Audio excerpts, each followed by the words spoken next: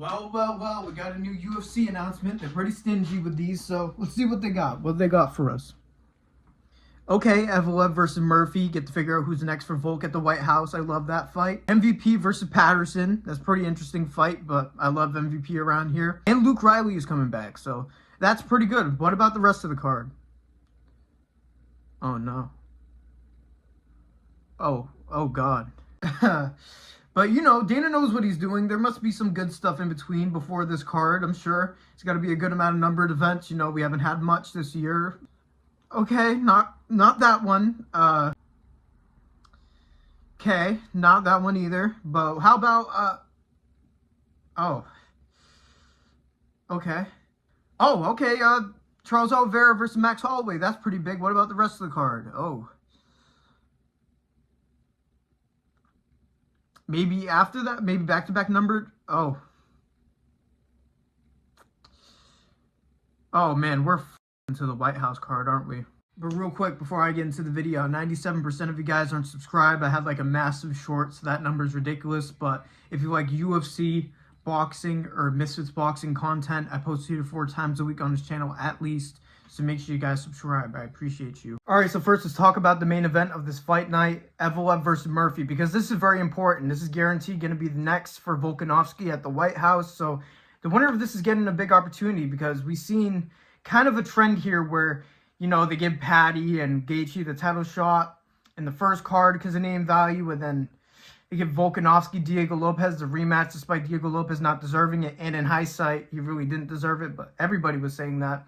It seems like they're prioritizing names a bit more going into this Paramount era. We'll see if that continues, but this is where this fight needs to happen because they're both in their prime. They're both in the early to mid-30s, so this is a make-or-break fight for them. This could be the only chance they have to the belt because I think especially Evloev is 34. I believe I could be mixing up the ages, but either of them don't have that much time. I would say they're in their prime, but the regression period is coming for them within the next couple of years. So would they be able to get another opportunity after this? Maybe, but it's most likely not. But how do I feel about the matchup of this fight?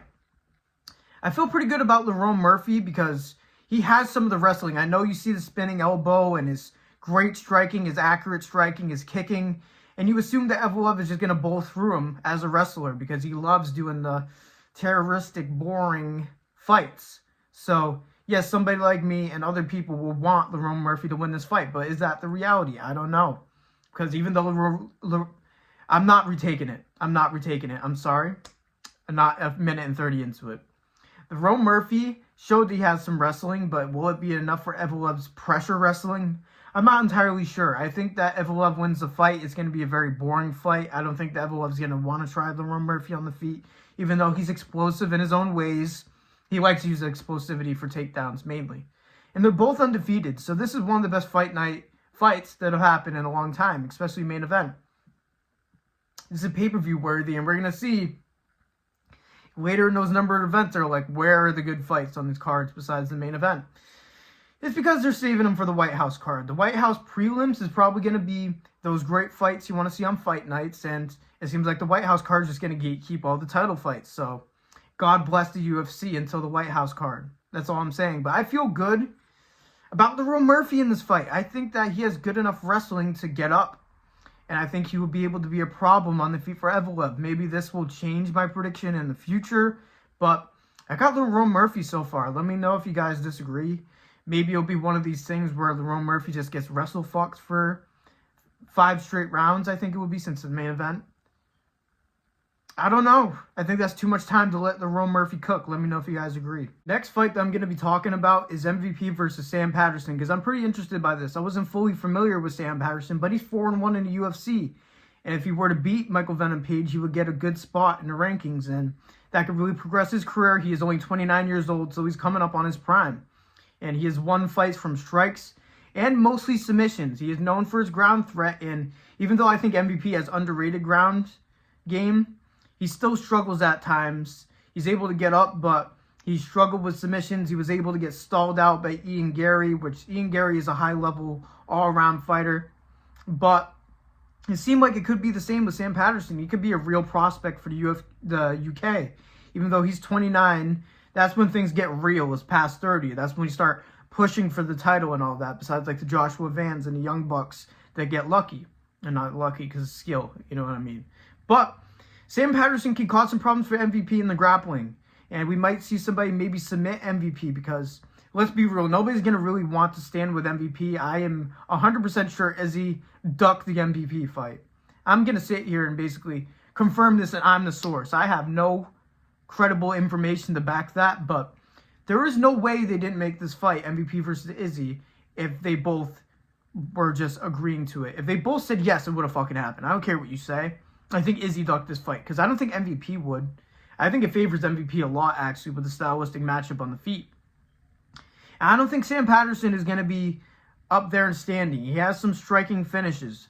Don't get me wrong, but even at the age of near 40, MVP is one of the quickest strikers. He's a special striker.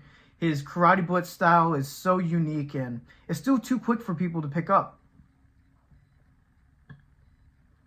So no, I don't think Sam Patterson is going to be standing there trying to figure out MVP stuff. It's going to be whether MVP could show off that he has underrated grappling and survive and get back to the feet and finish Sam Patterson, or Sam Patterson's just going to get fucked up on the feet. Because I don't see anybody really timing MVP's timing. Even people like, oh, maybe Izzy would. I don't think so.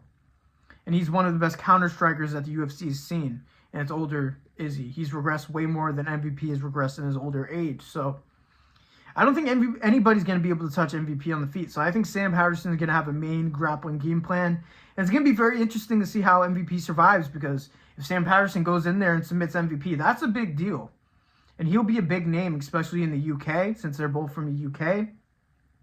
And he'll be somewhere in the rankings where you could even maybe give him a jump up. Maybe top 10. Maybe under top 10. Because he's 29 years old. The UFC needs to prioritize these guys that are good, that can maybe get the title and have a reign, maybe, if they want that. So this is a tough one to pick. I'm going to leave this one up in the air. Let me know what you guys think. Obviously, I'll leave the prediction and not fence sit when the event comes up. But will it be MVP's quick striking, or will Sam Patterson submit MVP or stall him out like a bitch for 3 rounds? We'll see. All right, so this is the last fight I'm going to give my thoughts on. Luke Riley versus Michael Aswell. Well, I think Michael Aswell might throw this fight away because I think that he is getting fed to the lions here. I think Luke Riley is a great prospect. He comes from Patty's gym. He has shown great striking and even mixed in the grappling a little bit. Almost like he's a UFC fighter. It's kind of crazy, isn't it? But all jokes aside, he's mostly a scrapper, and he kind of has that like Patty effect. Like, oh, is he going to get chinned? Like, it's kind of one of those fighters where you're like, ooh, like he could get knocked out any second, but he has clean striking, he has clean kicks, and he's explosive as shit, man. He is really fucking good, and I hope he's good because, I don't know, these English fighters just have aura. And I know that I seem like I'm shilling out for England at this point because I like Tom Aspinall. I was hating on Justin Gaethje because he had intentional eye pokes, not because he's just an American fighter, and I root for him just because he's an American fighter, dumbasses. But I like this kid a lot, and I think he has some real star potential, and I think this is it for him, you know what I mean? If he loses to somebody like this, somebody that's been on and off against unranked UFC fighters, it might be wraps for him. He's undefeated, he's 12-0. He needs this win, and I think the UFC's setting him up here because, again, Michael Aswell has come up win-loss to unranked fighters. So, excuse me, if he's a top guy, he better win this fight. You would think antacids will help, right? I'm still burping. Gosh, so yeah, I think Luke Riley's going to get a first-round knockout here. I think that he could really shine in this matchup. I think this is perfect for the UFC. I think that I was joking about the UFC not putting on good matchups, but feeding these unranked guys to the lion prospects is always a good idea. So I'm not going to hate on them for that. But yeah, I'm definitely expecting a finish here from Luke Riley.